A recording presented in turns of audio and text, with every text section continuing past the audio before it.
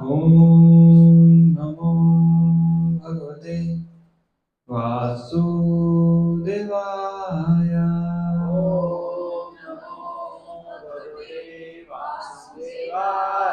ॐ नमो भगवते वासुदेवाय।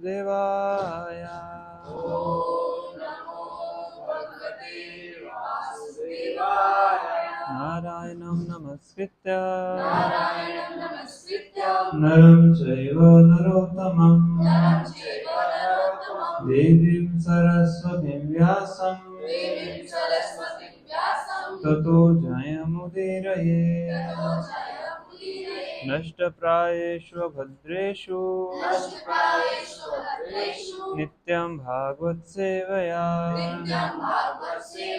भगवती उत्तम श्लोके भक्तिर्भवती नैष्टिकी। कृष्णाय वासुदेवाय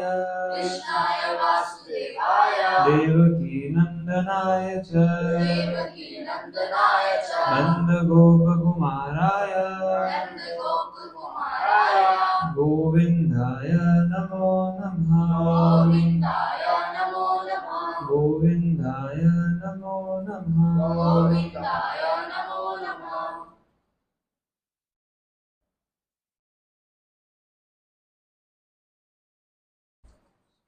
श्रीमद् भागवतम स्कंद 1 चैप्टर 11 श्लोक नंबर 6।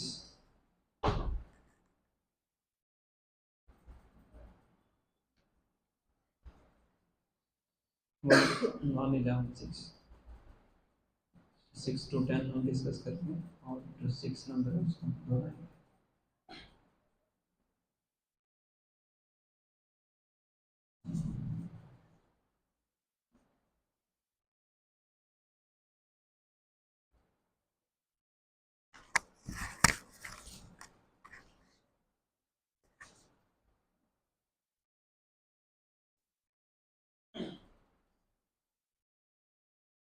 तो हिंदी इंग्लिश दोनों में है तो आप पढ़ सकते हैं। स्मृतिना सदांघ्रिपंकजं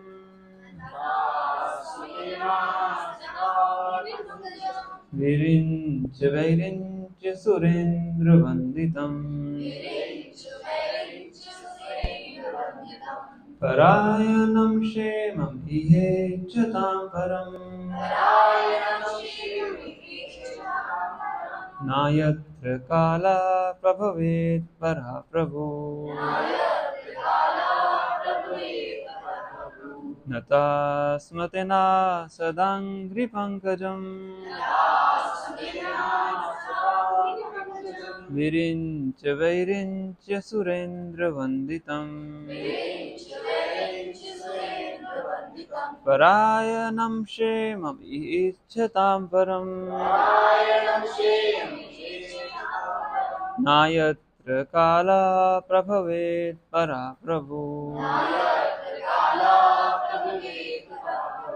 नतः स्मृतिना सदांघ्रिपंकजं विरिञ्च वैरिञ्च सुरेन्द्रवन्दितं परायणं क्षेमम् इच्छतां परम् नायत्र कालः प्रभवेत् परः प्रभु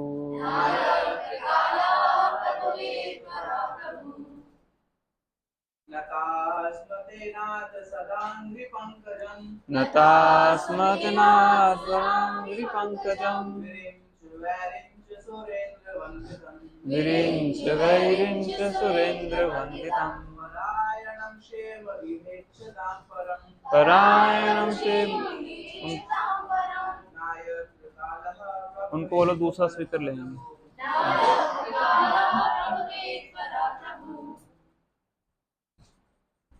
तदीश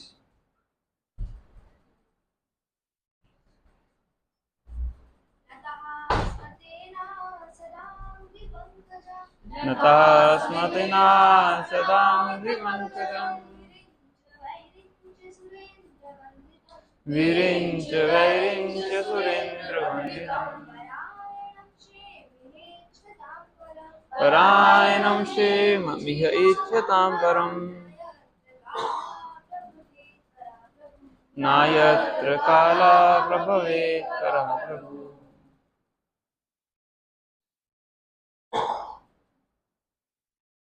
हरे कृष्णा। तो मैं अगर इसका हिंदी में निकाल लेता हूँ फिर हम इसको पढ़ें।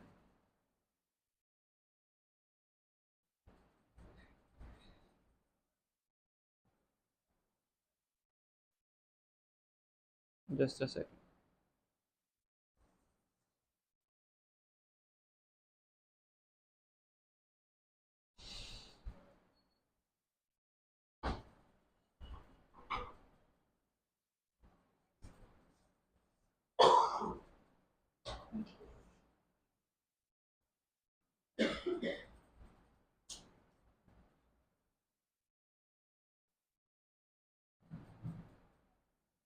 हरे कृष्णा कृष्ण कृष्णा हरे हरे, हरे राम राम राम हरे हरे।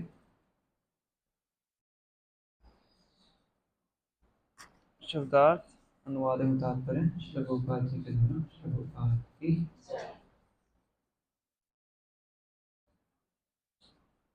नतः स्म हम नतमस्तक हुए थे,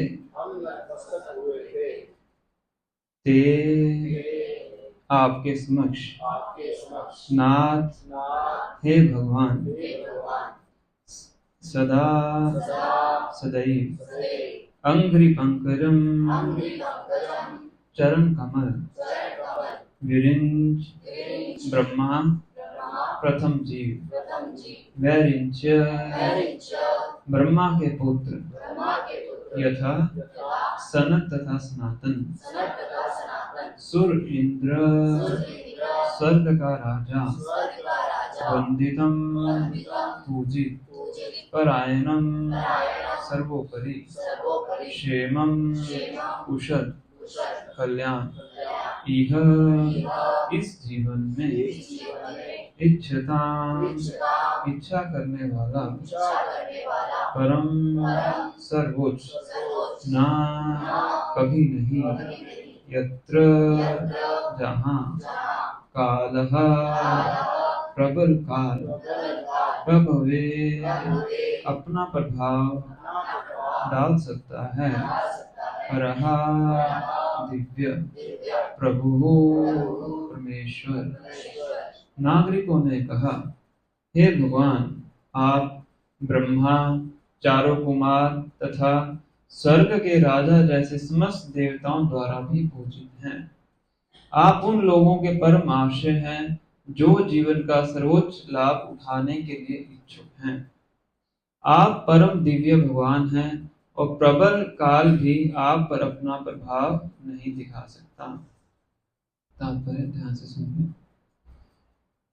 भगवद गीता, ब्रह्म संहिता तथा अन्य प्रमाणिक वैदिक साहित्य से इस बात की पुष्टि होती है कि श्री कृष्ण ही परम ईश्वर हैं। ना तो कोई उनके समान है, ना ही कोई उनसे बढ़कर है, और यही सारे शास्त्रों का निर्णय है। सारे जीव जो परमेश्वर के अंश स्वरूप हैं और उन पर आश्रित हैं, उन पर देश काल का प्रभाव पड़ता है। सारे जीव अधीनस्थ ब्रह्म हैं और परमेश्वर परम अधिष्ठाता हैं। जैसे ही इस सुस्पष्ट तथ्य को भूल जाते हैं, हम तत्काल मोहग्रस्त हो जाते हैं और तीनों तापों से उसी तरह ग्रस्त हो जाते हैं जिस प्रकार किसी को सघन अंधकार में रखा गया हो। सजग जीव की विमल चेतना ईश चेतना है, जिसके अंतर्गत मनुष्य सदैव नतमस्तक हो जाता है। ओम अज्ञानतिमिरन्धस्य ज्ञानाञ्जनशलाकया चक्षुरुन्मीलितं येन तस्मै श्रीगुरुवे नमः। श्रीचैतन्यमनोभीष्टं स्थापितं येन भूतले स्वयं रूपः कदा मह्यं ददाति स्वपदान्तिकं। वन्देऽहं श्रीगुरू श्रीयुतापत्कमलं श्रीगुरुवैष्णवांश्च श्रीरूपं साग्रजातं सहगण रघुनाथान्वितं तं सजीवं साद्वैतं सावधूतं परिजनसहितं कृष्णचैतन्यदेवं श्रीराधा कृष्णपादान् सहगण ललिता श्रीविशाखान्वितांश्च हे कृष्णा करुणा सिंधु दीनबंधु जगत्पते गोपेश गोपिकान्त राधाकान्त नमस्तुते तप्तकाञ्चन गौराङ्गी राधे वृन्दावनेश्वरी वृषभानुसुते देवी प्रणमामि हरिप्रिये वाञ्छाकल्पतरुभ्यश्च कृपा सिन्धुभ्येव च पतितानां पावनेभ्यो वैष्णवेभ्यो नमो नमः जय श्री कृष्ण चैतन्य प्रभु नित्यानंद श्री अद्वैत गदाधर श्रीवासादि गौरभक्तवृंद हरे कृष्णा कृष्णा कृष्णा हरे हरे हरे राम राम राम हरे हरे नमो विष्णुपादाय कृष्णापृष्ठाय भूतले श्रीमते भक्ति वेदांत स्वामी इति नामिने नमस्ते सारस्वते देवे गौरवाणी प्रचारिणे निर्विशेष शून्यवादी भाषाकारिणी।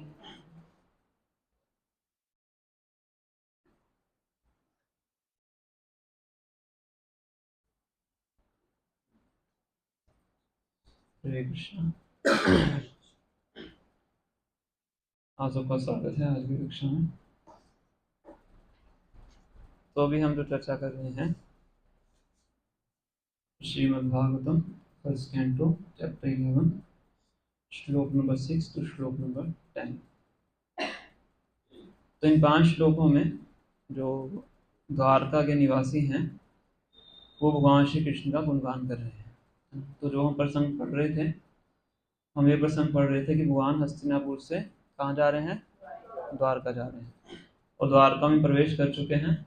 और जैसे द्वारका में प्रवेश किया है तो वहाँ के जो नागरिक हैं, निवासी हैं, उनकी स्तुतियाँ कर रहे हैं।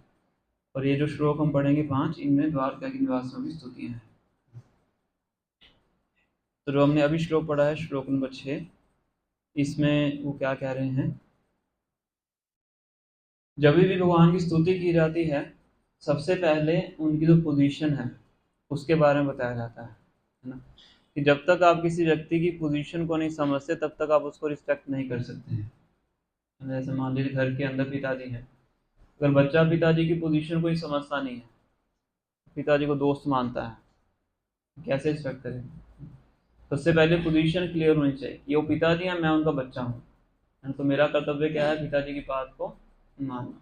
इसी तरह से जब भगवान की स्तुति की जाती है सबसे पहले भगवान की पोजीशन को बताया जाता है कि भगवान कौन है, हम कौन है। उसके बाद आगे जो स्तुतियां हैं वो आगे प्रोसीड करती हैं। तो इस श्लोक में क्या बता रहे हैं द्वारका के निवासी, O lord, you are worshipped by all demigods like Brahma, 4 sons and even the king of heaven. इस ब्रह्मांड में ये जो पूरा यूनिवर्स है इसमें सबसे रिस्पेक्टेबल पर्सनैलिटीज कौन है? भगवान को भूल जाइए, अभी इस पूरे यूनिवर्स में सबसे आदरणीय रिस्पेक्टेबल पर्सनैलिटीज कौन है? कुछ बोल रहे थे। और 4 कुमार हैं और 12 महाजन हैं और डेमिगॉड्स में सब कवर हो गए। सप्तऋषि हैं, है ना। या थोड़ा सा नीचे आएंगे तो जो हर प्लैनेट है उसके जो हेड हैं, हर प्लैनेट का हेड होता है ना, हर ग्रह का हेड होता है। थोड़ा और नीचे आएंगे, धरती पे आएंगे तो हर देश का जो हेड होता है ना? उसके और नीचे आएंगे हर स्टेट का जो हेड होता है, हर डिस्ट्रिक्ट का हेड होता है ना। तो ये क्या है, सब क्या है, रिस्पेक्टेबल पर्सनैलिटीज है। जितना ऊपर जाते जाएंगे उतनी रिस्पेक्ट बढ़ती जाती है ना। और सबसे टॉप पे जाएंगे तो ब्रह्मा विष्णु महेश, ये कौन है, इस मुख्य देवता हैं। देवता तो बहुत हैं, करोड़ों में देवता हैं, पर ये तीनों क्या हैं, मुख्य हैं, ब्रह्मा विष्णु महेश। विष्णु तो चलो देवता नहीं है, वो तो भगवान है और एक अवतार के रूप में देवता का कार्य करते हैं। प्रमुखतः ब्रह्मा और महेश, ब्रह्मा जी और शिव जी। तो थोड़ा सा नीचे आएंगे तो इंद्रदेव, इनको बोल सकते हो। चार कुमार बोल सकते हो। चार कुमार कौन है? ब्रह्मा जी के प्रथम पुत्र हैं चार कुमार। इस प्रकार से कि ये सब क्या है, रिस्पेक्टिव पर्सनैलिटीज हैं, और ये सब क्या करते हैं, ये सब भगवान श्री कृष्ण की पूजा करते हैं। तो एक ही लाइन से भगवान की जो पोजीशन है वो क्लियर हो जाती है कि जो रिस्पेक्टेबल व्यक्ति है, जो बड़ा उच्च कोटि का व्यक्ति है, वो उनकी पूजा करता है। मतलब भगवान की पोजीशन क्या है, सर्वोपरि है, सबसे ऊपर है ना। तो ये कहते हैं इसको लिखने की कला है। सुखदेव गोस्वामी है यहाँ जो बता रहे हैं श्रीमद् भागवतम, तो एक एक वर्ड के अंदर भगवान की पोजीशन को क्लियर कर रहे हैं, है ना। कई बार लोगों को ये बहुत भ्रम होता है, वो समझ नहीं पाते कि कौन श्रेष्ठ है। ब्रह्मा जी श्रेष्ठ हैं, शिव जी श्रेष्ठ हैं, फिर कई बार वो इस निष्कर्ष पे पहुंच जाते हैं कि सभी श्रेष्ठ हैं। जो आपको अच्छे लगते हैं उनकी वर्शिप कीजिए। पॉलीथीज्म इसको बोलते हैं, बहुत मल्टीपल गॉड्स, पर ऐसा नहीं है। क्या सत्य है क्या सत्य नहीं है वो हमें कहाँ से पता लगता है, बताइए। कौन निर्धारित करेगा कि परम सत्य क्या है? हमारा मन निर्धारित करेगा, या कोई और व्यक्ति का, किसी और का मन निर्धारित करेगा, या लोक विचार निर्धारित करेगा कि हम वोट करेंगे? जो भारत में वोट होती है ना, कि जिसके फेवर में ज्यादा वोट आएंगी वो भगवान है, वो निर्धारित करेगा। कौन निर्धारित कर सकता है? शास्त्र निर्धारित करते हैं, है ना, स्क्रिप्चर्स। उनके थ्रू हम जानते हैं कि सही नॉलेज क्या है, अदरवाइज और कोई तरीका जानने का नहीं है ना। जो चीज इस जगत के बाहर की है उसको हमारी जो इंद्रियां हैं वो समझ नहीं सकती है। हम उतना ही ज्ञान ले सकते हैं जो कि इस जगत तक सीमित है ना। हमारी जो आंखें हैं जो देखती हैं वही ज्ञान ले सकती हैं। जिस चीज को हमारी आंखें देख नहीं सकती उसका ज्ञान हमें प्राप्त नहीं हो सकता है। हवा क्या है, एटम क्या है, हम वो नहीं देख सकते हैं। इस दीवार के पीछे क्या हो रहा है हम नहीं देख सकते। तो हमारी जो इंद्रियां हैं उनकी जो नॉलेज एक्वायरिंग कैपेसिटी है, ज्ञान अर्जित करने की, जो फोन सब साइलेंट कर दीजिए। तुम्हारी इंद्रियों की जो ज्ञान अर्जित करने की क्षमता है वो क्या है, बहुत सीमित है। उसके ऊपर हम आधारित नहीं कर सकते अपने ज्ञान। तो अगर इस जगत से बाहर की चीज को समझना है तो कैसे समझना पड़ेगा? उस व्यक्ति से समझ सकते हैं जो उस जगत से बाहर है ना। मान लीजिए आपको पता करना है कि अमेरिका में क्या चलता है, कैसी गाड़ियां हैं, कैसे घर हैं, कैसे लोग हैं, किससे पता करोगे आप? जो अमेरिका गया है ना। इस तरह से ध्यात्मिक जगत क्या है, किससे पता कर सकते हैं आप? जो कि ध्यात्मिक जगत से आया है या फिर ध्यात्मिक जगत में रहता है या जो वहां पे गया है ना। वो कौन है? वो है साधु पुरुष या भगवान है ना। तो उनके द्वारा जो दिया गया ज्ञान है उससे हम समझ सकते हैं कि परम सत्य क्या है। अदरवाइज नहीं निर्धारित कर सकते। अदरवाइज क्या, फिर इधर उधर घूमते रहते हैं ना, कभी ये कभी वो, कभी देवी माता, कभी बम बम भोले, कभी ब्रह्मा जी। इस तरह से हम क्या करते हैं, हम, हालांकि ये भी क्या है, सब रिस्पेक्टेबल पर्सनैलिटी है, एक साधारण व्यक्ति नहीं है, पर भगवान नहीं है। तो पहली लाइन में जो द्वारका के निवासी हैं इस चीज को क्लियर कर रहे हैं। तो शास्त्रों में ऐसी बहुत सी कथाएं आती हैं, कुछ कुछ मैं आपको सुनाऊंगा जिससे जिससे भी हम समझ सकते हैं कि कौन श्रेष्ठ है। एक बार ब्रह्मा जी द्वारका में भगवान श्री कृष्ण से मिलने जाते हैं, भेंट करने जाते हैं, है ना। तो ब्रह्मा जी क्या है, ब्रह्मा एक पोस्ट का नाम है। जैसे प्रेसिडेंट, प्राइम मिनिस्टर एक पोस्ट का नाम है, ऐसे ब्रह्मा जी क्या है, पोस्ट का नाम है। जो जीवात्मा 100 जन्मों तक अपने कर्तव्यों को बिना किसी त्रुटि के पालन करता है वो ब्रह्मा जी की पोजीशन ले सकता है, वो क्वालिफाइड है ब्रह्मा बनने की। 100 लाइफ टाइम्स तक अपनी ड्यूटीज को बिना किसी मिस्टेक के फुलफिल करता है वो ब्रह्मा बन सकता है, उस पोस्ट पे पहुंच सकता है। इसी प्रकार से जो 100 अश्वमेध यज्ञ करता है वो इंद्र की पोस्ट ले सकता है। इसलिए इंद्र को बोलते हैं शत क्रतु।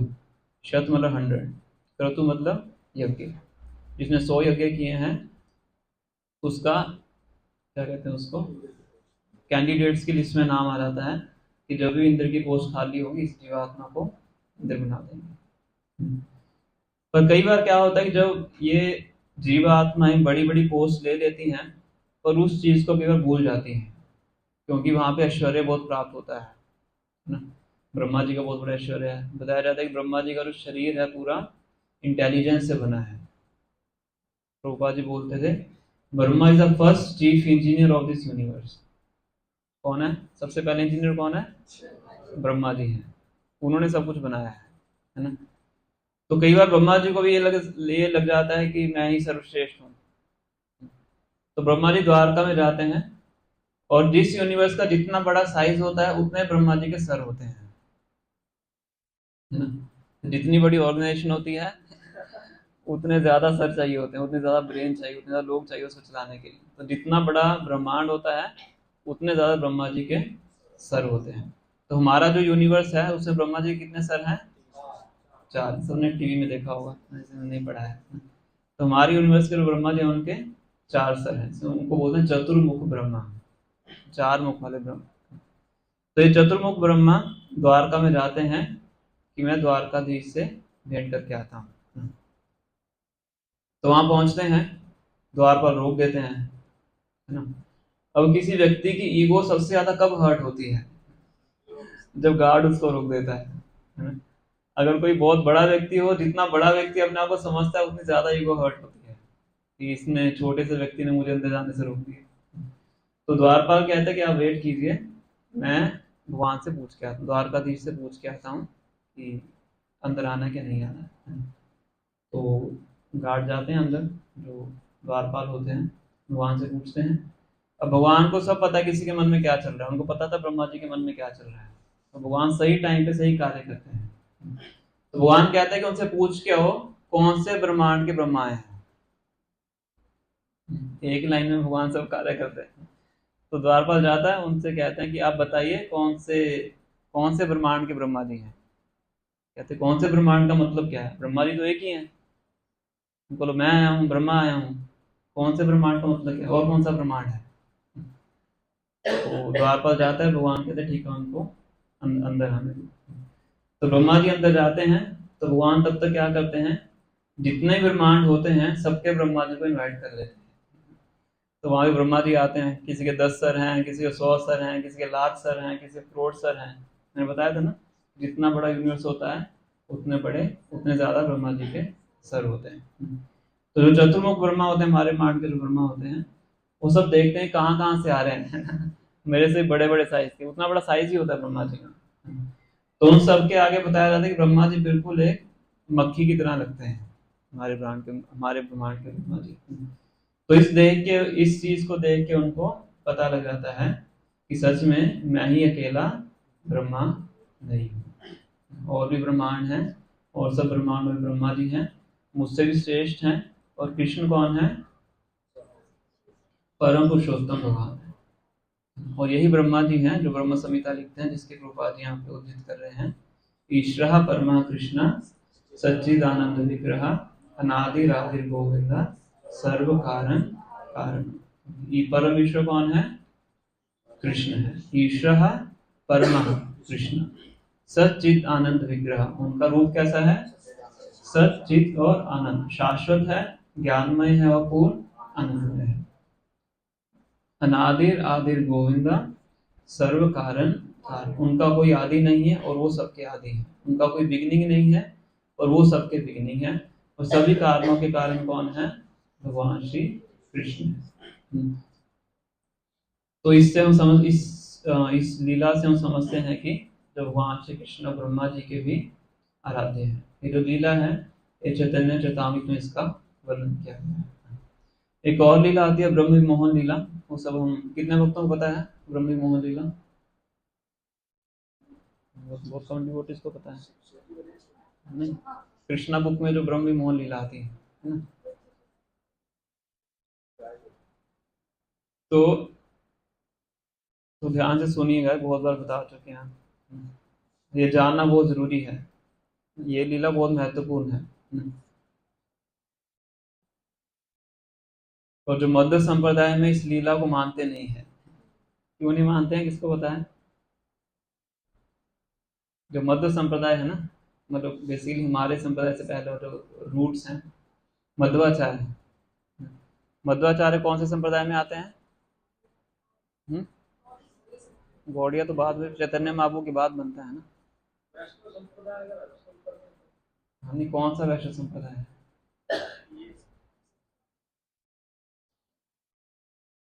ये आते हैं ब्रह्म संप्रदाय में। 4 संप्रदाय है ना, सब जानते हैं। तो ब्रह्म संप्रदाय के आचार्य कौन है? ब्रह्मा जी हैं ना। और उस ब्रह्म संप्रदाय के जो मुख्य आचार्य मध्वाचार्य हैं, जो आगे जाके प्रचार करते हैं। और इस लीला में एक तरह से ब्रह्मा जी को भगवान विमोहित करते हैं। तो क्योंकि जो मुख्य आचार्य ब्रह्मा जी हैं उनको भगवान मोहित करते हैं, इसलिए इस लीला को वो स्वीकार नहीं करते हैं। स्वीकार करते हैं मतलब ज्यादा प्राथमिकता नहीं देते हैं। और भागवतम के 10वें स्कंद में ये लीला आती है कि भगवान श्री कृष्ण जब ब्रज के अंदर अवतरित होते हैं, तो हम सब जानते हैं कि भगवान ब्रज के अंदर कितने आत्मीयता से अपने संगी गणों के साथ रहते हैं। आत्मीयता का मतलब क्या होता है? इंटीमेसी, है ना। मैं तो चलो ट्रांसलेशन हो गया। आत्मीयता का मतलब होता है कि जब दो लोग अपनी पोस्ट पोजीशन को भूल भूल के एक साथ रहते हैं, उनके अंदर क्या होता है? बहुत घनिष्ठता होती है ना।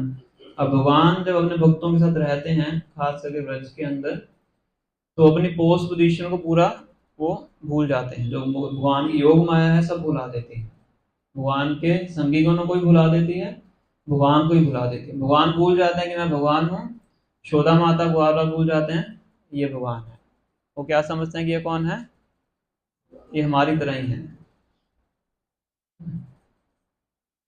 सखा सुध सख्य करे स्कंदे आरोहण, तुम्हें कौन बड़ा लोग तुम्हें आमिसम। क्या बोलते हैं वो? कि तू कौन सा बड़ा व्यक्ति है?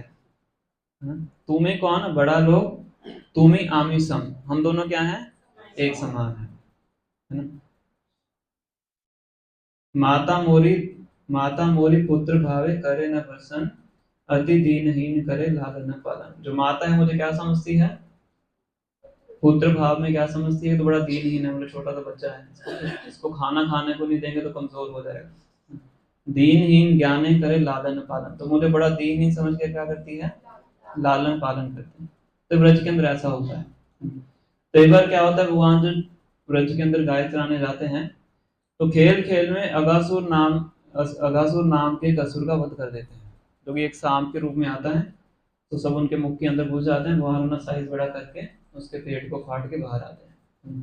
तो रगासुर होता है, बहुत बहुत ही बड़ा असुर होता है। और जब उसका वध हो जाता है, सारी खबर कहाँ पहुंच जाती है? ब्रह्मा जी के पास, है ना। कि ब्रह्मा जी हेड हैं। जब कुछ बड़ी घटना होती है तो हेड के पास आती है। कोई डिजास्टर हो रहा था, कुछ भी होता है तो हेड के पास आता है। तो ब्रह्मा जी को खबर पहुंच जाती है कौन मर गया है? अगासुर मर गया। और किसने मारा है? एक छोटे बालक ने मारा है। तो ब्रह्मा जी तुरंत ब्रह्मलोक से आते हैं, कहाँ पे? ब्रज के अंदर, देखने कौन है। तो थोड़ा सा उनको शंका होती है कि ये भगवान है, कि ब्रह्मा जी के कहने भी भगवान आते हैं, पर पूरा विश्वास नहीं होता है। और जब नीचे आते हैं ब्रज के अंदर, तो क्या देखते हैं? ब्रज के अंदर भगवान श्री कृष्ण बैठे हुए हैं बीच में, उनके चारों उनके ग्वालर बैठे हुए हैं। सब घर से जो माताओं ने उनको लंच पैक करके दिया था, सब बैठ के इकट्ठे खा रहे हैं। और कोई ग्वालर भगवान श्री कृष्ण को बोल रहा है कि तुम मुंह खोलो, तुम्हारे मुंह में मैं लड्डू डालूंगा। भगवान मुंह खोलते हैं, उनके मुंह के अंदर फूल डाल देते हैं। और भगवान की प्लेट से उठा के खा रहे हैं, और भगवान के मुंह में जूठा डाल रहे हैं। तो जब ब्रह्मा जी ऊपर से देखते हैं, उनका थोड़ा सर चकरा जाता है। तो ऐसा कैसे? अगर ये भगवान है तो ऐसा कैसे हो सकता है? भगवान की तो पूजा बिल्कुल ऑल्टर के अंदर पूरे विधि विधान से की जाती है ना। अगर भगवान के भोग को कोई भोग लेने से पहले देख भी ले, तब भी उसका भोग भगवान को नहीं लगाया जाता है। और यहाँ तो सब इकट्ठे बैठ के एक ही थाली में खा रहे हैं, मुंह के अंदर फूल डाल रहे हैं, जूठा खा रहे हैं, जूठा खिला भी रहे हैं। तो उनको लगता है कि शायद ये भगवान नहीं हो सकते हैं। मेरे जो भगवान है वो तो कौन है? चतुर्भुज नारायण है, शंख चक्र गदा पद्म वो धारण करके, क्योंकि क्षीरोदक्षाई विष्णु के पास ही जाते हैं। तो ठीक है, मैं टेस्ट करके देखता हूँ। ब्रह्मा जी के मन में क्या रहता है कि मैं टेस्ट करता हूँ। उनको पूरा मतलब पूरी तरह से ये भी नहीं था कि भगवान नहीं है, पर पूरी तरह से विश्वास भी नहीं था कि ये भगवान है। तो मैं एक परीक्षा लेके देखता हूँ। तो ब्रह्मा जी क्या करते हैं, भगवान के जितने भी बछड़े होते हैं सबको चुरा के ले जाते हैं। गाय वगैरह होते हैं, बछड़े होते हैं, सब चुरा के ले जाते हैं। तो सब बच्चे सोचते हैं कि हमारी गाय कहाँ गई। उनको लगता है कि शायद दूर कहीं चरने चली गई होंगी, तो चलो हम जाके ढूंढ के लाते हैं। तो भगवान उनको कहते हैं कि ठीक है, आप अपना भोजन मत छोड़िए, मैं जाके देख के आता हूँ।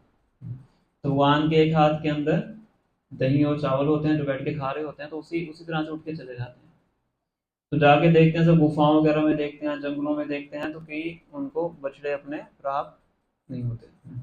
तो जब वापिस आते हैं देखते हैं क्या होता है, ग्वाल बाल भी गायब हो जाते हैं। तो भगवान तुरंत समझ आते हैं कि किसका काम है, ब्रह्मा जी, चतुर्मुख ब्रह्मा का काम है, इस ब्रह्मांड के ब्रह्मा जी का काम है। तो भगवान क्या करते हैं, अब ब्रह्मा जी सोच रहे थे कि बड़े परेशान होंगे, मेरे पास दौड़ के आएंगे, मुझसे मांगेंगे, सब करेंगे। तो ब्रह्मा जी, भगवान क्या करते हैं, अपना विस्तार कर लेते हैं, सभी ग्वाल बालों के रूप में, सभी बछड़ों के रूप में, सभी गायों के रूप में अपना एक्सटेंशन कर लेते हैं। तो सब वैसे ही बन जाते हैं जैसे पहले सब चल रहा होता है, वैसे ही सब चलता है। तो ओरिजिनल कहाँ पे है, ओरिजिनल ब्रह्मा जी के पास है। और ये सब कौन है, ये सब भगवान है, ये डुप्लीकेट नहीं है, ये भगवान श्री कृष्ण ही है। भगवान श्री कृष्ण अपना एक्सटेंशन कर लेते हैं, उनके ऐसे ही कपड़े हो जाते हैं जैसे कपड़े पहने हुए थे, उनका वैसे ही स्वभाव हो जाता है, क्योंकि हर व्यक्ति का नेचर अलग अलग होता है। सब स्वभाव सब कुछ बिल्कुल एज इट इज हो जाता है, क्योंकि जैसे भगवान ही कर सकते हैं और कोई नहीं कर सकता है। तो इसी प्रकार से भगवान फिर सबको ऐसे ही शाम को वापिस आते हैं ब्रज के अंदर। और जब ब्रज में जाते हैं तो ब्रज का पूरा दृश्य ही बदल जाता है। क्यों बदल जाता है, कि ब्रज के अंदर क्या था, जितनी माताएं थी उनको अपने बच्चों से ज्यादा प्रेम किनसे था, भगवान कृष्ण से था। और सभी गायों को अपने बछड़ों से ज्यादा प्रेम किनसे था, भगवान कृष्ण से था। पर अब क्या हो जाता है, उनको अपने बच्चों से ज्यादा प्रेम हो जाता है, उतना ही प्रेम होता है जितना भगवान श्री कृष्ण से होता है। तो वो सबको समझ में नहीं आ पाता कि ऐसा क्यों हो रहा है। गायें अपने बच्चों को चाटना शुरू कर देती हैं, जो माताएं अपने जो बाल बाल होते हैं उनको खिलाना शुरू कर देती हैं, उनका आंखों से आंसू बहने शुरू हो जाते हैं। जितना ज्यादा प्रेम, जो प्रेम कृष्ण के प्रति था वही प्रेम कहाँ हो रहा है, सब बच्चों के प्रति हो रहा है। और उसी टाइम ब्रज के अंदर पूर्णमासी थी। पूर्णमासी मतलब जो ब्रज की सबसे वृद्ध स्त्री है। किसी को कोई भी परामर्श करना होता है, कोई डिसीजन लेना होता है, पूर्णमासी से लेते हैं, जो कि योग माया है बेसिक। तो पूर्णमासी कहती हैं सभी सभी जो भी लेडीज होती हैं कि बहुत अच्छा मुहूर्त है, इससे अच्छा मुहूर्त नहीं हो सकता है, ऐसा करो सभी अपनी लड़कियों की शादी कर लो। पूर्णमासी बोलती। तो जितनी भी गोपियां होती हैं सबकी शादियां हो जाती हैं। किनसे होती है शादी, सबकी शादी कृष्ण भगवान से हो जाती है, सभी कृष्ण ही होते हैं, जितने ग्वाल वाल होते हैं सब कृष्ण होते हैं। तो जब आगे जाके वो रासलीला करते हैं तो बेसिकली अपनी पत्नियों के साथ ही करते हैं, ऐसा शास्त्र में बताया गया। तो ऐसा पूरा 1 साल तक चलता है। कितने साल, 1 साल। और 1 साल में कोई नहीं समझ पाता है कि ये सब क्या चल रहा है। उनको ही लगता था कि ये हमारे बच्चे हैं, ये हमारे बछड़े हैं सब। और इवन बलराम जी भी समझ नहीं पाते हैं, जो कि भगवान श्री कृष्ण के प्रथम विस्तार है। इतना बड़ा भगवान, भगवान तो माया ही ऐसी है। भगवान भगवता में कहते हैं, दैवी ऐसा गुणमयी मम माया दुरते माँ मेरे रूपते माया में था कि मेरी माया को लांग पाना बहुत कठिन है। योग माया भी है, महामाया भी है। योग माया भी भुला देती है कि भगवान कौन है, महामाया भी भुला देती है। तो जब ब्रह्मा जी सबको चुरा के लेके जाते हैं, उनके एक क्षण के बाद उनको, ब्रह्मा जी को लगता है कि मैं गलत जगह पे मैंने हाथ डाला है कि इसका बहुत गहरा परिणाम हो सकता है। कितने टाइम के बाद, 1 क्षण। ब्रह्मा जी का 1 क्षण धरती पे कितना होता है, 1 साल होता है। तो 1 क्षण के बाद ब्रह्मा जी जब लौट के आते हैं कि चलो मैं अभी तो ढूंढ ही रहे होंगे अपने ग्वालों को, मैं उनको वापस रख दूंगा। और ब्रह्मा जी आते हैं, देखते हैं सब कुछ वैसे ही चल रहा है, और वही सीन देखते हैं जो 1 साल पहले था सीन, वही सीन देखते हैं कि एक हाथ में भगवान ने कलेवा पकड़ा हुआ है, दही और चावल पकड़े हुए हैं, और इस तरह से भगवान ढूंढ रहे हैं। और सभी ग्वाल वाल बैठ के वहां पे खा रहे हैं, सभी गाय बछड़े वहां पे चल रहे हैं। तो ब्रह्मा जी का सर चकरा जाता है, चारों सर चकरा जाते हैं। तो ब्रह्मा जी वापिस आके देखते हैं कि जो महल लेके गया था कहीं वही तो नहीं आ गए। वो देखते हैं कि वो सब वहां पे सो रहे हैं, योग निद्रा में सुला देते हैं। फिर यहाँ पे आके देखते हैं कि ये क्या चल रहा है। तो इस तरह से बताया जाता है कि इतने इतने ज्यादा मोहित हो जाते हैं अपने हंस से नीचे गिर के धरती पे आके गिरते हैं। उनका हंस वाहन है। और इसके बाद भगवान क्या करते हैं, ब्रह्मा जी के सामने ही जितने भी ग्वाल होते हैं, बछड़े होते हैं, सब क्या रूप धारण कर लेते हैं, चतुर्भुज विष्णु रूप। चतुर्भुज विष्णु रूप क्यों धारण करते हैं, कि ब्रह्मा जी उन्हीं को भगवान मानते थे। भगवान ब्रह्मा जी के निगाह में क्या था, जो क्षीरोदक्षाई विष्णु है, मतलब चतुर्भुज जो नारायण है वही क्या है, वही भगवान। तो सभी ग्वाल क्या बन जाते हैं, चतुर्भुज नारायण बन जाते हैं, और सब इकट्ठे मिलकर भगवान श्री कृष्ण के अंदर समा जाते हैं। तुरंत ही क्या हो जाता है, सब सन्नाटा छा जाता है, और केवल वहां पे भगवान श्री कृष्ण होते हैं। सभी ग्वाल सभी बछड़े सब गायब हो जाते हैं। तो ब्रह्मा जी को समझ में आता है कि ये तो मेरे मेरे इष्ट के भी इष्ट हैं, और उनके इष्ट देव नारायण, तो नारायण के भी उद्गम है भगवान श्री कृष्ण। फिर पूरा एक अध्याय आता है 10वें स्कंद के अंदर, जिसमें पूरे अध्याय में ब्रह्मा जी क्या करते हैं, भगवान की स्तुतियां ही करते हैं, ग्लोरीफाई उनको, उनका गुणगान करते हैं, उनको प्रार्थनाएं करते हैं कि उन्होंने बहुत बड़ी गलती की है। और भगवान ब्रह्मा जी की तरफ देखते भी नहीं है। फोटो अभी तो शायद मेरे पास है नहीं, फोटो ढूंढ सकते हो आप, है ना, रूम में लगी है। भगवान ऐसे खड़े देख रहे हैं, ब्रह्मा जी स्तुतियां कर, भगवान उनकी तरफ देखते भी नहीं। और ब्रह्मा जी अपने चारों सर से उनको दंडवत प्रणाम करते हैं। चारों सर मतलब पहले ऐसे लेटते हैं, फिर रोल करते हैं, फिर दूसरा सर, फिर रोल करते हैं, फिर तीसरा सर, इस तरह से चारों सर अपने भगवान के चरणों में लगाते हैं, और आंखों से उनके आंसू बहते हैं, पूरी भगवान की स्तुतियां करते हैं कि मेरे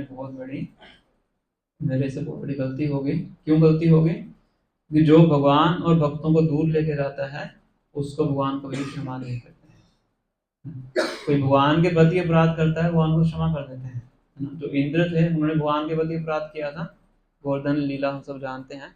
पर जब इंद्र भगवान से माफी मांगने आते हैं, भगवान से बातचीत भी करते हैं, उनको क्षमा भी कर देते हैं। पर ब्रह्मा जी क्या करते हैं, भगवान और भक्तों को अलग कर देते हैं, इसलिए भगवान उनकी तरफ देखते भी नहीं। ब्रह्मा जी करते स्तुतियां करते हैं, स्तुतियां करके अपना चले जाते हैं। तो इस प्रकार से ब्रह्म मोहन लीला है। ये हमने सूर्य कुंज में भी डिस्कशन किया था इसके बारे में, अगर आपको याद होगा। क्योंकि हाँ, इसको ब्रह्म मतलब ब्रह्मा जी मोहित हो गए, विमोहन मतलब मोहित हो। उसका ही ब्रह्मा जी हरिदास ठाकुर बन के आते हैं, बोल को सब हम जानते हैं। तो इस प्रकार से हम देखते हैं कि जो ब्रह्मा जी हैं, इस पूरे ब्रह्मांड के सर्वोच्च व्यक्ति हैं, वो भी एक तरह से क्या है, भगवान श्री कृष्ण की ही वर्शिप करते हैं।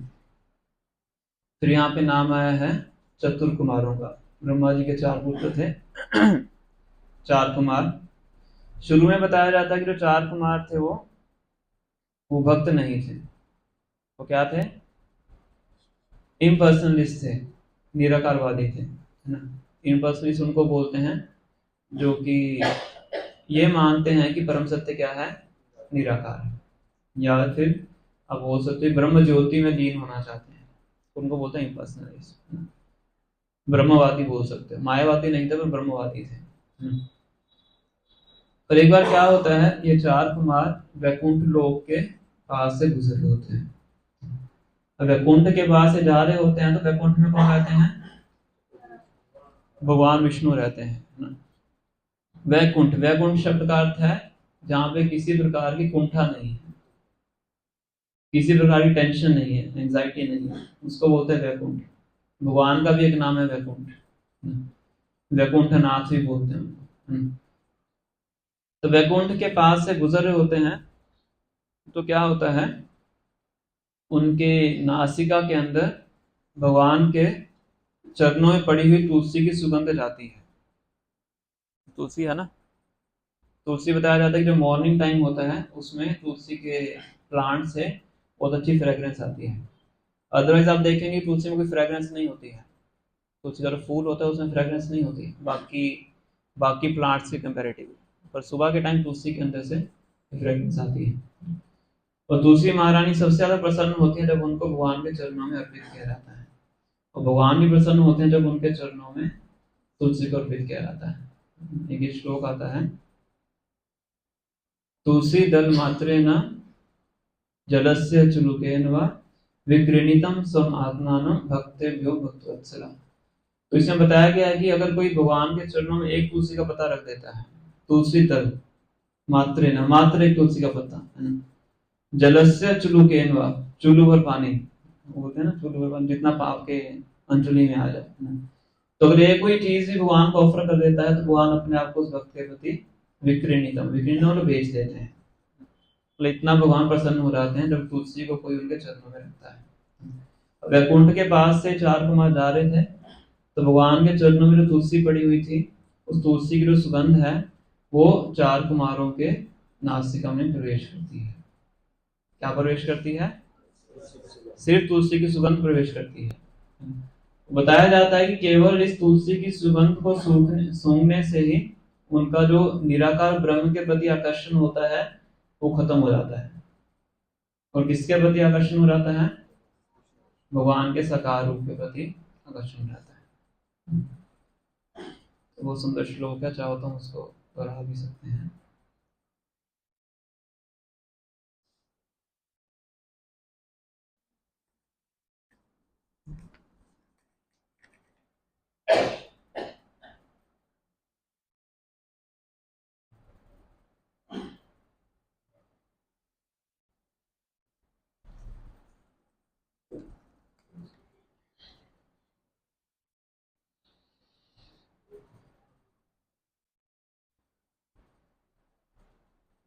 ये पूरा जो मैंने आपको डिस्क्रिप्शन बताया है, ये 3rd कैंटो चैप्टर नंबर 15, पूरे चैप्टर में इसका वर्णन है। जो श्लोक हम उच्चारण करेंगे श्लोक नंबर 43।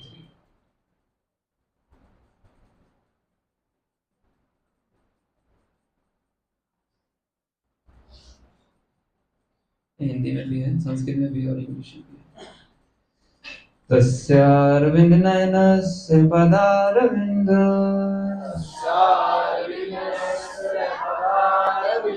किंजल कमिश्रुतोषी मकरंद वायु अंतर्गता सो विवृंचकार तेषाम्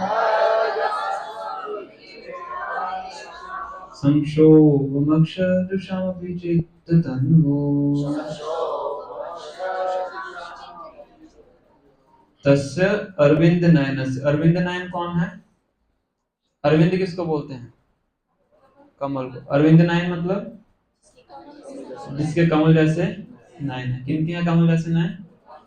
भगवान श्री कृष्ण।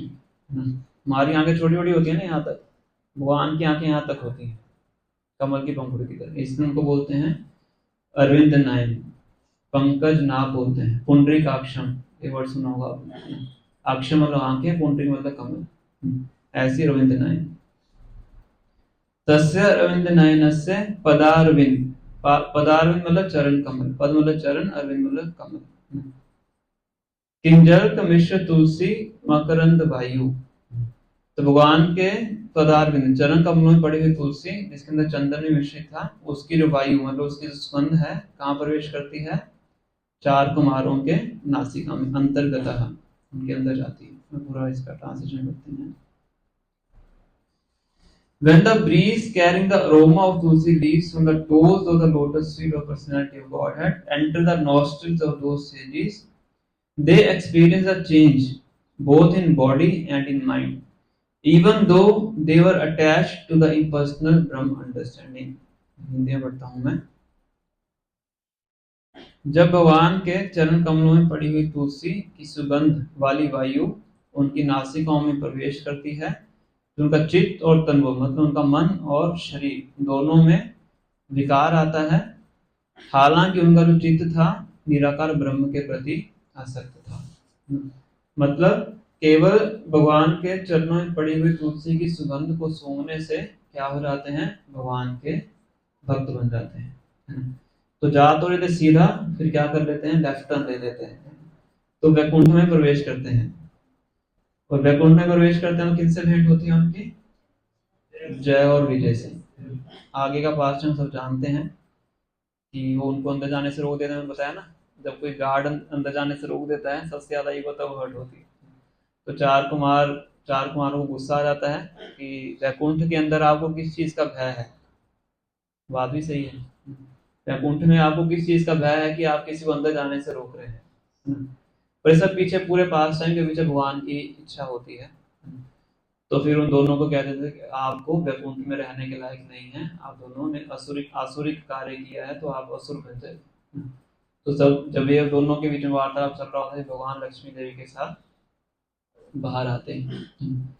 उसके पीछे आचार्य बहुत से कारण बताते हैं कि पहली बात तो ये थी कि जो 4 कुमार थे वैकुंठ में प्रवेश नहीं कर पाए, कुछ भी हो गया, चाहे श्राप भी दे दिया, वो श्राप देना भी भगवान की इच्छा थी, पर अल्टीमेटली वैकुंठ में प्रवेश नहीं किया है। कि जब तक भक्तों के प्रति अपराध करेंगे, जारी जो भगवान के भक्त थे, तब तक वैकुंठ में प्रवेश नहीं, चाहे दरवाजे भी पहुंच जाएं पर अंदर नहीं जा पाएंगे अगर भक्तों के प्रति अपराध किया है। और दूसरा ये है कि जब तक भक्ति नहीं करेंगे तब तक वैकुंठ में नहीं जा सकते।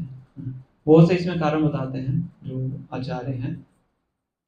फिर अल्टीमेटली 4 कुमारों को बहुत ज्यादा ग्लानि होती है। क्यों ग्लानि होती है? तो भगवान विष्णु बाहर आते हैं लक्ष्मी देवी के साथ, तो ब्राह्मणों का बहुत गुणगान करते हैं।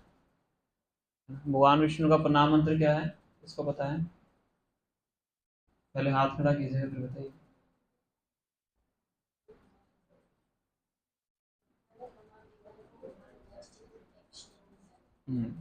नमो ब्रह्मण्य देवाय। देखो माता जी 10 क्लास में भी नहीं आते हैं, उनको भी याद है, जो आते हैं किसी को याद नहीं। नमो ब्रह्मण्य देवाय ओ ब्राह्मण हिताय च जगत हिताय कृष्णाय गोविंदाय नमः। जो फायदा क्या हो याद करने का। नमो ब्रह्मण्य देवाय, किसके देव हैं? ब्राह्मणों के। गो ब्राह्मण हिताय च, किनके हित के लिए कार्य करते हैं? गाय और ब्राह्मण। तो भगवान विष्णु का ब्राह्मणों के साथ बहुत अच्छा संबंध है, तो ब्राह्मणों का बहुत गुणगान करते हैं। क्योंकि 4 कुमार ब्राह्मण थे कि आप तो इतने बड़े हैं, आपके मुख से तो भगवान खाते हैं, ब्राह्मणों को खिलाया जाता है तो भगवान उनके मुख से स्वीकार करते हैं, बहुत बड़ी बड़ी बातें करते हैं, बहुत सुनाते हैं। और साथ साथ में क्या बोलते रहते हैं? मेरे भक्त, मेरे भक्त, मेरे जय और विजय ने आपके प्रति अपराध कर दिया, मेरे भक्तों ने अपराध के प्रति अपराध कर दिया। तो जो अंदर की बात थी वो 4 कुमारों ने पकड़ ली, है ना? कि एक होता है सरकाज़म, सुना आपने वर्ड इंग्लिश के अंदर? सरकाज़म, सार्कास्टिक रिमार्क, वो अब पता हो।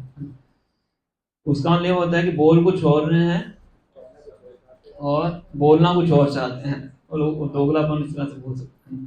तो बाहरी रूप से भगवान उनकी स्तुति कर रहे हैं 4 कुमारों की, और आंतरिक रूप से किनका गुणगान कर रहे हैं? अपने भक्तों का गुणगान कर रहे हैं। जय विजय, मेरे भक्त हैं।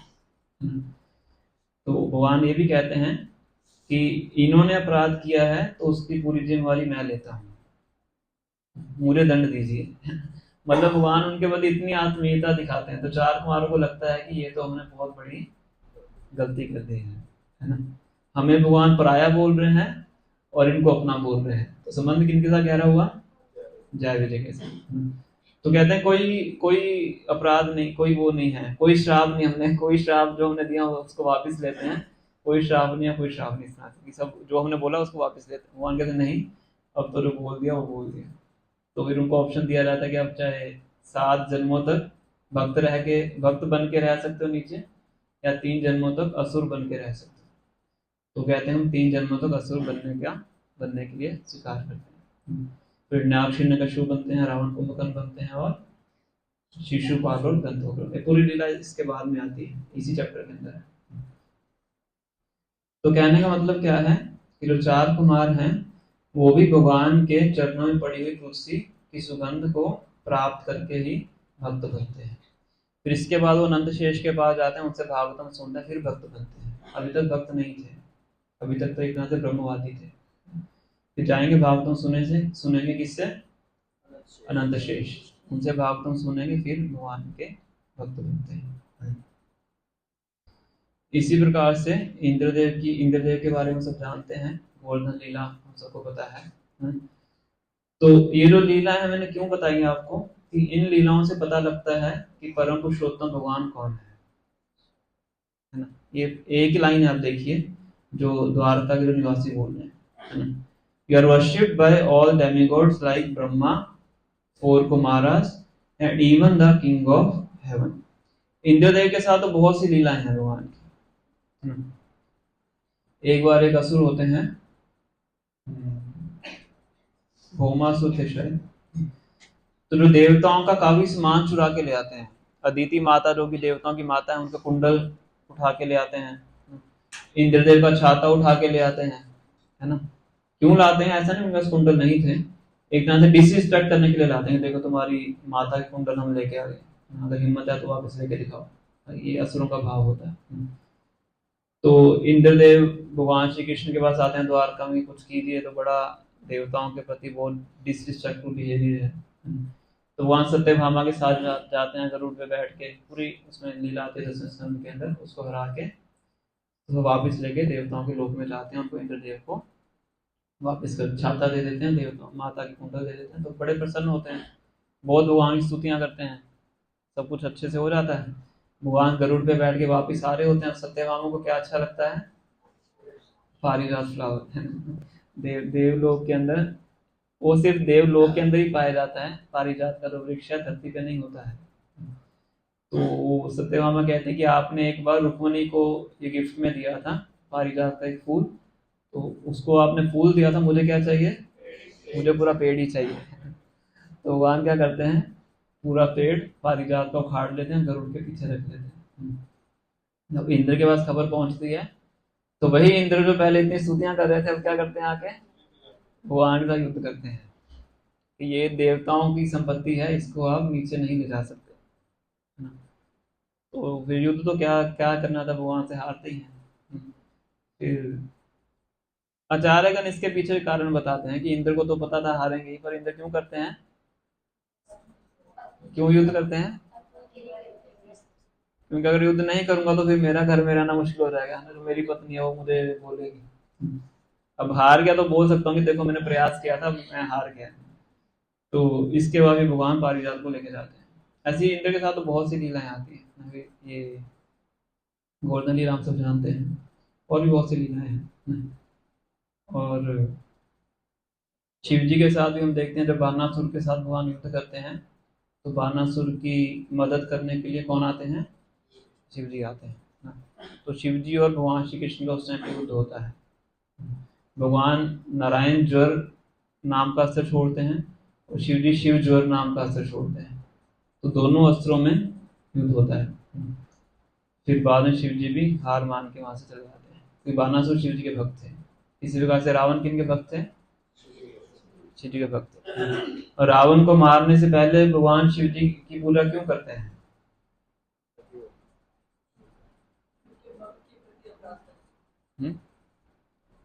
भगवान कैसे प्राप्त कर सकते हैं? युद्ध करने से पहले, लंका में चढ़ाई करने से पहले भगवान राम शिव जी की पूजा क्यों करते हैं?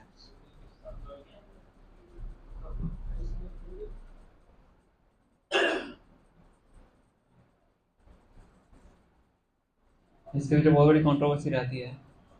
रामेश्वर शब्द का नाम रामेश्वर शब्द का अर्थ क्या है? ये राम के ईश्वर हैं। रामेश्वर सब जानते हैं, जगह रामेश्वर जगह है जहाँ से भगवान ने शुरू किया था, सेतु बनाना वहीं से शुरू किया था। वहां पे जगह भी है जहाँ पे वर्शिप करते हैं शिव जी की। तो रामेश्वर शब्द का अर्थ क्या है? जिनके राम ईश्वर हैं। ऐसा नहीं कि वो राम के ईश्वर है, राम ईश्वर। शिव जी के ईश्वर कौन है? भगवान राम है। अब भगवान राम लंका पे चढ़ाई करने से पहले शिव जी की पूजा क्यों करते हैं? क्योंकि भगवान अब किसका वध करने वाले हैं? रावण। और रावण कौन है? शिव जी के भक्त हैं, और शिव जी स्वयं लंका में उपस्थित रहते हैं रावण की रक्षा करने के लिए।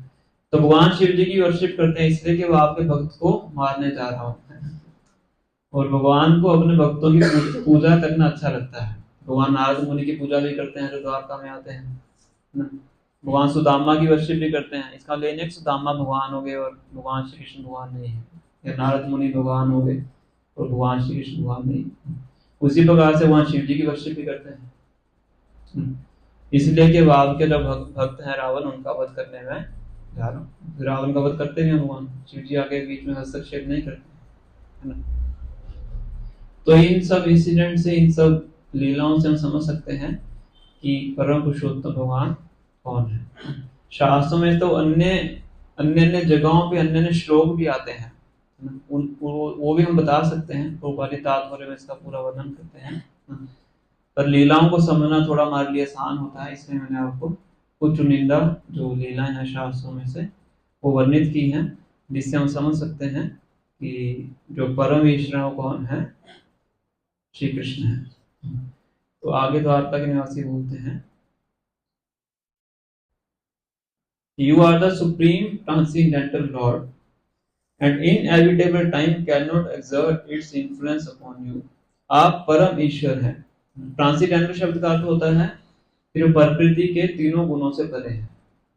इस संसार में हर जीव के ऊपर प्रकृति के तीनों गुण प्रभाव डालते हैं, रजोगुण, तमोगुण, सतोगुण। आप अपने जीवन में भी अनुभव करके देख सकते हो, अलग अलग समय पे एक गुण हमारे ऊपर हावी होते हैं। और समय, जो समय है वो इस संसार में हर किसी के ऊपर प्रभाव डालता है। कोई व्यक्ति नहीं है यहाँ पे जो समय के प्रभाव से बचा हो। और समय का सबसे अच्छे तरीके से प्रभाव हम कैसे समझ सकते हैं? समय तो दिखता नहीं है हमें, समय दिखता नहीं है ना, क्लॉक तो दिखता है और समय नहीं दिखता है। तो समय का प्रभाव आप कैसे समझ सकते हैं कि हमारे ऊपर समय का प्रभाव पड़ रहा है? शरीर से ना, शरीर के ऊपर हमारे समय का प्रभाव पड़ता है। हर किसी का शरीर क्षय होता है, युवावस्था आती है, फिर बुढ़ापा भी आता है, बुढ़ापा आता है तो मृत्यु आती है ना, ये समय का प्रभाव है। कोई भी चीज जगत के अंदर है समय के प्रभाव से नष्ट होती है। मान लीजिए आम है, पेड़ के ऊपर आम लटका हुआ है, समय के प्रभाव से खत्म हो जाएगा,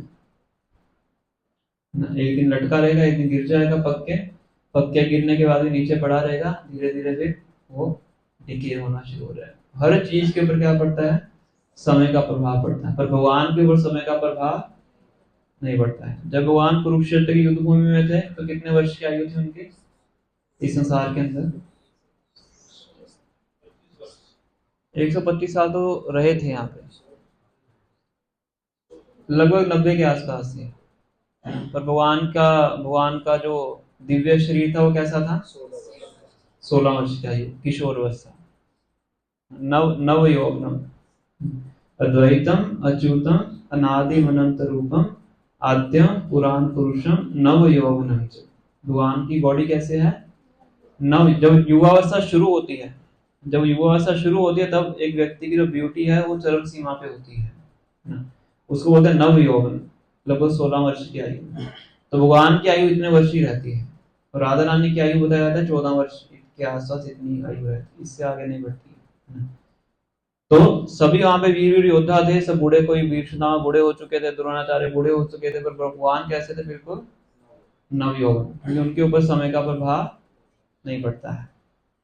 इसी प्रकार से प्रकृति के 3 गुण, उसका प्रभाव भगवान के ऊपर नहीं पड़ता है।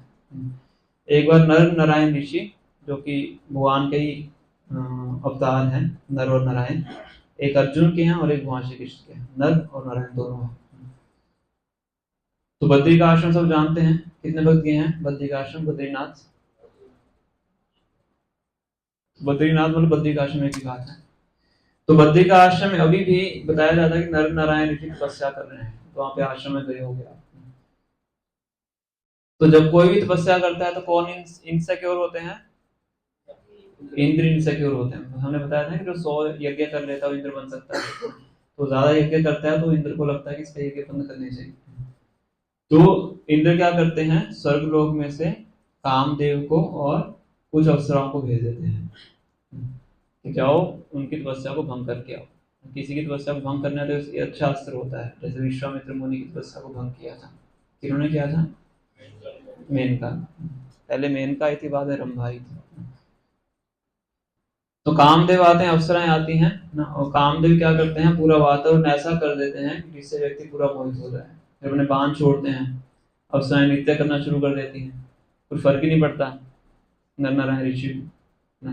कोई साधारण व्यक्ति होता है तो वो ऐसी परिस्थिति में पूरा मोहित हो जाता है ना, इसको बोलते हैं रजोगुण।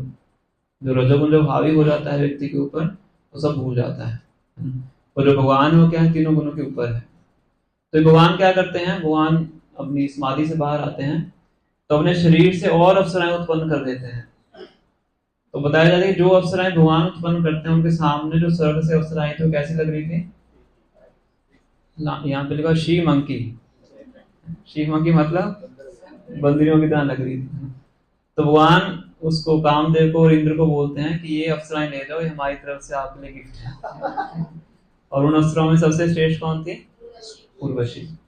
तो बताया जाता है कि उर्वशी को फिर आगे रख के वे सभी देवी थे, सभी जो कामदेव और अप्सराएं थे वापिस इंद्रलोक में जाते हैं। भगवान सबको पहले भी बिठाते हैं, खाना भी खिलाते हैं, प्रसाद देते हैं, सब कुछ करके फिर उनको कहते हैं कि अब आप यहाँ से जाइए।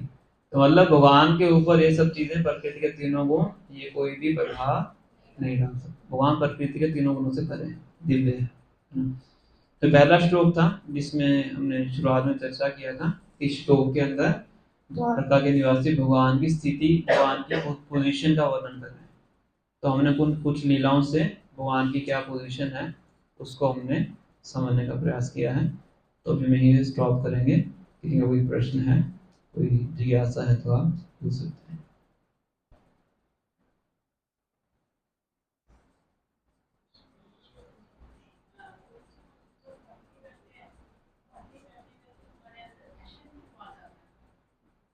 भक्ति करते करते अहम क्यों आ रहा था?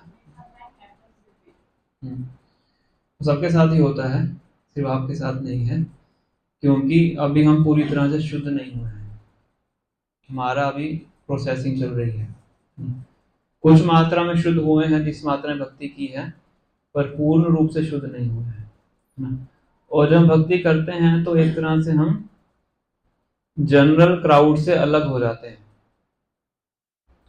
तो 99% जो जनसंख्या 99 से ज्यादा ही है वो तो एक दिशा में जा रही है, नरक की ओर जा रही है, सब जानते हैं, गलत कार्य करते हैं। और हम थोड़ा भक्तों के संग में आके क्या करते हैं, थोड़ा उल्टा चलने का प्रयास करते हैं, तो हम ऑड वन आउट हो जाते हैं। पहली बात ऑड वन आउट हो जाते हैं, दूसरा हमें कुछ सम्मान वगैरह मिलता है, समाज से मिलता है, भक्तों के संग में मिलता है। समाज के लोग कहते हैं देखो कितना संयमी व्यक्ति है, चाय नहीं पीता है, चॉकलेट नहीं खाता है, कॉफी नहीं पीता है ना, गलत कार्य नहीं करता है। ये सब चीजें तो बाहर के लोगों को ये बहुत आकर्षक लगता है। सुबह जल्दी उठता है, माला नहाता है ना, सुबह उठ के नहा लेता है, तो ये बड़ा उनको वो लगता है। तो लोग सम्मान देना शुरू करते हैं, रिस्पेक्ट देना शुरू करते हैं ना। और एक बद्ध जीव के लिए सबसे खतरनाक चीज क्या है? जब उसको मान सम्मान मिलता है। क्यों खतरनाक है? क्योंकि वो उसको सत्य मान लेता है। प्रभुपाद जी चैतन्य चेतावनी में लीला आती है कि सनातन गोस्वामी एक जब उनको जेल में डाल दिया जाता है तो जेलर का बहुत गुणगान करते हैं कि तुम तो ये जिंदा पीर हो, तुम इतने बड़े व्यक्ति हो, तुमसे बड़ा संत तो कोई है नहीं। इस तरह से गुणगान करते हैं। पॉलिटिशियन थे, जेल से बाहर निकल के जाना था, उनकी बात को सत्य मान लेता है, उनको सच में लगता है कि मैं जिंदा पीर हूँ। तो उसमें प्रभुपाद जी लिखते हैं तात्पर्य के अंदर कि जो मूर्ख व्यक्ति है वो अपने गुणगान को सत्य मानता है। जब उसका गुणगान किया जाता है तो उसको सत्य मान लेते हैं, सही कह रहे हैं, मुझे पहचान लिया इन्होंने। तो जब हमारा सम्मान होता है हम उसको सत्य मान लेते हैं, और सत्य मान लेते हैं तो फिर हमारे अंदर अहंकार प्रकट होता है। और जब अहंकार प्रकट होता है तो जो थोड़ी बहुत हमने प्रगति की होती है वहीं पे शिथिल पड़ जाती है। इंग्लिश में बोलते हैं प्राइड हैथ अ फॉल। जब प्राइड, पतन से पहले अहंकार आता है। तो कितनी अच्छी भक्ति करता हूँ, सबसे ज्यादा माला करता हूँ, सबसे पहले क्लास में आता हूँ, सबसे पहले उठता हूँ, कोई क्लास नहीं छोड़ता ना। तो धीरे धीरे क्या होता है, अहंकार प्रवेश करता है। ना आए उसका सोल्यूशन नहीं है कि जो भक्ति है उसको तीव्रता से करे, यही सोल्यूशन है। और भक्तों के संग में रहें। भक्तों के संग में रहेंगे तो निश्चित रूप से अहंकार टूटेगा। इसलिए कई लोग भक्तों के संग में नहीं रहना चाहते हैं। भक्तों के संग में रहेंगे तो अहंकार टूटता है, और जब अहंकार टूटता है वो अच्छा नहीं लगता है। और गोपियां 10th कैंटो में अपनी प्रार्थना में बोलती हैं निज जन स्मय ध्वम सन स्मिता। निज जन मतलब वहां जो निज जन है उनका जो अहंकार है भगवान स्वयं तोड़ते हैं। भगवान को अहंकार बिल्कुल पसंद नहीं है, और जब भी किसी वक्त में अहंकार देखते हैं तो उसको क्रश कर देते हैं। और जब अहंकार क्रश होता है तो उसको सहन करना थोड़ा कठिन होता है। वो तभी सहन कर पाता है व्यक्ति जब उसकी आध्यात्मिक जड़ें मजबूत होती हैं। तो इसलिए अगर हम ये एक बार ये मान के बैठ जाएं कि मुझे भक्तों के संग में रहना है, तो फिर अहंकार आने के चांसेस कम है। अहंकार आएगा भक्त तोड़ देंगे, फिर अहंकार आएगा फिर तोड़ देंगे। खास करके जो हमारे समकालीन भक्त हैं, सीनियर और जूनियर थे तो फिर भी थोड़ा गैप रहता है। सीनियर फिर भी थोड़ा कम बोलते हैं कि अगर टूट गया कहीं चला ही ना जाए टूट के, और जो साथ के भक्त हैं, इक्वल्स हैं, वो सबसे ज्यादा अहंकार का दमन करते हैं। इसलिए बताया जाता है कि सबसे इंपॉर्टेंट संघ है जो हमारे इक्वल्स हैं उनके साथ में, वहां पे अहंकार का पतन होता है। भक्तों के संग में रहें और अच्छे से भजन, जो हमारी भजन क्रिया है, साधना है, उसको करें, तो अहंकार अपने आप खत्म हो जाता है। अदरवाइज तो बहुत मुश्किल है। कोई और क्वेश्चन किसी का? जैसे हम सब लोग भौतिक जगत में, फिर स्पिरिचुअल वर्ल्ड है, फिर डिफरेंट लोग, हम तो आपस में लड़ाई झगड़ा करते हैं, तो उस दुनिया में भी इतना लड़ाई झगड़ा। भगवान कहते हैं भगवत गीता के 8 चैप्टर के अंदर, आ ब्रह्म भुवनार लोका पुनरावर्ति अर्जुना माम उपेत्य तो कौन्तेय पुनर्जन्म विद्यते। भगवान कहते हैं पताल लोक से लेके ब्रह्म लोक तक, मतलब पताल लोक हो गया सबसे नीचे वाला, ब्रह्म लोक हो गया सबसे ऊपर, है ना। सभी लोग क्या हैं? प्रकृति के तीनों गुणों के अंतर्गत है। हर जगह पे जन्म मृत्यु प्राप्त नारी है। माम उपेत्या तो कौन्तेय पुनर्जन्म विद्यते, पर जो मेरा लोक है वहां पे सब नहीं है। माम उपेत्या मतलब मेरा लोक, मेरे पास आने से पुनर्जन्म ना विद्यते, दोबारा जन्म नहीं होता है। तो कहीं भी चले जाइए आप, चाहे ब्रह्मलोक चले जाइए, वहां प्राप्त होगा। मात्रा कम हो सकती है, पर प्रकृति के तीनों गुणों का प्रभाव हर जगह पे है। अब ब्रह्मा जी जब सृष्टि करते हैं तो बताया जाता है कि जब उनकी जो पुत्री होती है उनके प्रति उनका आकर्षण हो जाता है। सुनिए सबने लिया, वाक उनकी पुत्री का नाम होता है। कि ब्रह्मा जी के रजोगुण के दर्शाता है, ब्रह्मा जी उनके पीछे भागते हैं। तो मरीचि के 6 पुत्र होते हैं, ब्रह्मा जी को देख के हंसते हैं, तो उनको असुर बनना पड़ता है। वो कंस मारते हैं फिर उनको। 6 देवकी के 6 पुत्र थे, पूरी लीला आती है। तो देखिए ब्रह्मलोक के अंदर भी रजोगुण का प्रभाव है। फिर ब्रह्मा जी शरीर का ही परित्याग कर देते हैं, अपने शरीर को छोड़ देते हैं कि ऐसा मेरे अंदर ऐसा दुर्विकार है। वो अलग लिखा है, सेकंड कैंटो में आती है। तो पॉइंट ये है कि पाताल लोक से लेके ब्रह्म लोक तक सब जगह पे क्या है? प्रकृति के तीनों गुणों का प्रभाव है। ये सब भौतिक जगत के अंदर ही है। केवल वैकुंठ ही है, भगवान का धाम ही ऐसा है जहाँ पे तीनों गुणों का प्रभाव है। सर्प लोग, ये लोग तो सब भौतिक जगत में ही विद्यमान। हाँ, सब यहीं पे है। इसलिए भगवान भगवत में कहते हैं कि जो स्वर्ग लोग जाना चाहता है वो कौन है? अल्प मेधसा, कम बुद्धि वाला है, बुद्धिमान नहीं है। वो कुछ ज्यादा लग नहीं है, थोड़ा सा ऐश्वर्य वहां पे ज्यादा है ना। वहां से लौट के आना पड़ता है। ऐसे एग्जांपल देते हैं कि फर्स्ट क्लास जेल, जेल के अंदर श्रेणियां होती है ना। पॉलिटिकल प्रिजनर्स होते हैं, उनकी बड़ी अच्छी जेल होती है, होम होम अरेस्ट की तरह होता है ना। तो कोई व्यक्ति कहे मुझे तो फर्स्ट क्लास जेल में जाना है, एसी लगाओ, अच्छा सा बेड लगाओ, पर है क्या वो? जेल है। तो सर्व लोग भी उसकी तरह है भौतिक जगत के अंदर ही, वो थोड़ा अच्छी क्वालिटी का है। बताल लोग लोएस्ट क्वालिटी है, जो अर्थली प्लैनेट्स में मिडिल क्वालिटी है। तो मिडिल में है, अभी ऊपर भी जा सकते हैं, नीचे भी जा सकते हैं। ऊर्ध्व गच्छन्ति सत्वस्था, मध्य तिष्ठन्ति राजसा, जगन्य गुण व्यक्ति सा अधो गच्छन्ति तामसा। सतोगुणी व्यक्ति ऊपर जा सकता है, तमोगुणी व्यक्ति नीचे जाता है, और रजोगुणी व्यक्ति बीच में रहता है। और जो भगवान की भक्ति करता है वो भगवत धाम जाता है। यद गत्वा न निवर्तन्ते तद धाम परमम, जो मेरे धाम को वापस आता है उसको लौट के वापस नहीं आना पड़ता। तो वो दिव्य है। दिव्य शब्द का अर्थ ही है जो प्रकृति के तीनों गुणों से परे है। भगवान दिव्य हैं, भक्ति दिव्य है, भक्त दिव्य है और भगवान का धाम दिव्य है, बाकी सब लौकिक है। तो भक्त, भक्ति, भगवान, इन तीनों को भी छोड़ना नहीं चाहिए। इन तीनों के साथ में रहेंगे तो हम भी दिव्य रहेंगे, अदरवाइज प्रकृति के तीनों गुणों के संगम में आ जाए।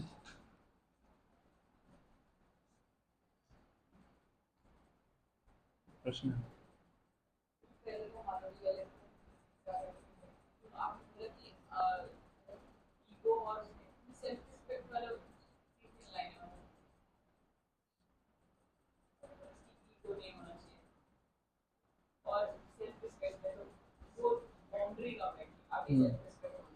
ईगो तो वैसे ही लोगों ने वर्ड यूज करना शुरू कर दिया है ना। ईगो का मतलब क्या होता है? सेल्फ को ईगो बोलते हैं, तो ईगो तो सब में है ही, ईगो कभी खत्म थोड़ा हो सके। सेल्फ हम तो, हमारा तो अस्तित्व तो है ही, है ना। जो सही वर्ड है फॉल्स ईगो है। फॉल्स ईगो उसको बोलते हैं मिथ्या अहंकार। फॉल्स मतलब मिथ्या, ईगो मतलब पहचान, गलत पहचान। जब हम अपनी पहचान इस शरीर से करते हैं उसको बोलते हैं फॉल्स ईगो। जब हम अपने आप को बहुत बड़ा व्यक्ति मानते हैं उसको बोलते हैं फॉल्स ईगो, गलत पहचान, क्योंकि वो आपकी असली पहचान नहीं है। तो आगे जाके वो अहंकार का रूप धारण करता है, जो फॉल्स ईगो है। दम्भ बोलते हैं, अहंकार बोलते हैं, अलग अलग उसमें वर्ड्स आते हैं। तो ये तो अहंकार वगैरह मैंने आपको बताया है। सेल्फ रिस्पेक्ट, सेल्फ रिस्पेक्ट को क्या कहते हैं हम? आत्मसम्मान बोलते हैं, एक और वर्ड है इसका, मेरे दिमाग में नहीं आ रहा।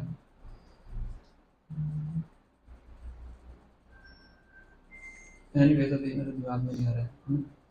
इंटेग्रिटी बोलते हैं इसको इंग्लिश में, इंटेग्रिटी। इंटेग्रिटी समझते हैं? Being honest with one self, उसको इंटेग्रिटी बोलते हैं। अपने अपने आप के साथ ईमानदार रहना। मान लीजिए कि कोई, हम भक्त हैं, चार नियम पालन करते हैं, तो जब हमें कोई देखने वाला नहीं है उस टाइम हम क्या कार्य करते हैं, उस टाइम फॉलो करते हैं कि नहीं, उसको बोलते हैं इंटेग्रिटी। कई बार हम सामने कुछ और दिखाते हैं, अंदर से कुछ और होते हैं। जब कोई देख नहीं रहा तो चाय पी लेते हैं, कौन कोई देख रहा है, बाहर आके बोलते हैं चार नियम पालन कर रहे हैं, तो मतलब इंटेग्रिटी नहीं है। इंटेग्रिटी मतलब कि जब कोई नहीं देख रहा आपको उस टाइम आप क्या करते हैं। और इंटेग्रिटी और सेल्फ रिस्पेक्ट का दोनों का आपस में बहुत गहरा संबंध है। तो सेल्फ रिस्पेक्ट को बचाना चाहिए, है ना, क्योंकि सेल्फ रिस्पेक्ट का संबंध भगवान से है। जो आत्मा है भगवान का अंश है। तो आत्मा की भगवान से संबंधित है। अगर आत्मा का भी एक तरीके से अपमान होता है तो भगवान का ही अपमान है, एक तरीके से देखा जाए। तो दूसरों के लिए इसको अप्लाई करना चाहिए, अपने लिए अप्लाई नहीं करना चाहिए। तो उसको बोलते हैं सेल्फ रिस्पेक्ट। मान लीजिए कि हम भक्ति करते हैं, भगवान श्री कृष्ण की भक्ति करते हैं, प्रभुपाद जी के प्रभुपाद जी के क्या कहेंगे उसको, हम गाइडेंस में रह के भक्ति करते हैं, प्रभुपाद जी के अनुगत होकर भक्ति करते हैं ना। तो अगर हम भक्त होने के बाद कुछ गलत कार्य करते हैं, सोशली कुछ अनएक्सेप्टेबल चीज करते हैं, तो उसका जो अपमान है किसको जाएगा? प्रभुपाद जी को जाएगा, प्रभुपाद जी को भी जाएगा, भगवान श्री कृष्ण को भी जाएगा, है ना, और एज एन इंस्टीट्यूशन इस्कॉन को भी जाएगा। तो इसीलिए इसको बोलते हैं कि अपने सेल्फ रिस्पेक्ट को संभाल के रखना, क्योंकि जो हमसे संबंधित लोग हैं उनका अपमान नहीं होना चाहिए। तो सेल्फ रिस्पेक्ट को तो हमें संभाल के रखना ही है, बचाना भी है, इसको डिफेंस भी करना है, और साथ साथ में भी सावधान रहना है कि हम अहंकार में ना आए। तो दोनों चीज साथ में चलनी चाहिए। तो बताया जाता है कि जब खुद के ऊपर बात आती है तो खुद के ऊपर अगर हमारा कोई अपमान करता है उसको सहन कर लेना चाहिए, पर जब कोई भक्त और भगवान का अपमान करता है उसको सहन नहीं करना चाहिए। तो ये मापदंड है सेल्फ रिस्पेक्ट। खुद को भी बोलता है तो उसको सहन करना चाहिए, सहन कर लेना चाहिए, कोई फर्क नहीं पड़ता है क्या पड़ता है, सब कुछ टेम्परेरी है, ये शरीर ही टेम्परेरी है। तो आपके मान सम्मान की बात ही छोड़ दीजिए, कब तक है मान सम्मान, है ना। मान सम्मान भी हाइपोथेटिकल चीज है, हमारा मन समझ लेता है, तो मन का कार्य है। तो इसलिए इन चीजों पे ज्यादा ध्यान नहीं देना चाहिए। पर जब बात आती है गुरु और कृष्ण की या भक्तों की, तब हमें उसको सहन नहीं करना चाहिए। अब कुरुक्षेत्र की युद्ध भूमि में अर्जुन कह रहे थे कि मैं दुर्योधन और उनकी पार्टी को माफ करता हूँ, मुझे युद्ध नहीं करना है, मुझे इनको नहीं मारना है, मुझे राज्य नहीं चाहिए। पर भगवान क्या कहते हैं? भगवान को कहते नहीं मारो, क्योंकि भगवान चाहते थे कि इन्होंने इनका अपमान किया है तो इनको उसका परिणाम मिलना चाहिए। तो अर्जुन पर्सनल लेवल पे क्या है, अपनी स्टेट से अटैच नहीं है। कितना किया उन्होंने, देखिए कितना ज्यादा इंसल्ट किया, तभी भी उसको फॉरगेट करने के लिए, फॉरगिव एंड फॉरगेट करने के लिए रेडी है। भगवान कहते नहीं, भक्त का अपमान किया है, भगवान उसको सहन नहीं करते। प्रहलाद महाराज को हिरण्यकश्यप इतना अपमानित करते हैं, उनको फर्क नहीं पड़ता, पर नरसिंहदेव सहन नहीं कर पाते हैं, है ना? तो अपने लिए हमें सहनशील होना चाहिए, अपने लिए हमें रिस्पेक्ट की परवाह नहीं करनी चाहिए, पर जब भक्त और भगवान की बात आती है उस टाइम पे हमें सहनशील नहीं होना चाहिए। प्रभुपाद जी कहते हैं उस टाइम पे अर्जुन और हनुमान जी की तरह होना चाहिए। हनुमान जी लंका को आग लगा दिया, अर्जुन ने पूरे कुरुवंश का जो भी उनका नाश कर। ठीक है, तो हम स्टॉप करेंगे, समय ज्यादा हो गया है, 10:53 हो गया है। श्री श्री राधाजी करुण भगवान की, श्री श्री विष्णु नाम की, जय राम के सुदाम राम, श्री श्री भगवान की, रघुकुल श्री प्रभुपाद की, जय गौर प्रेमानंदे।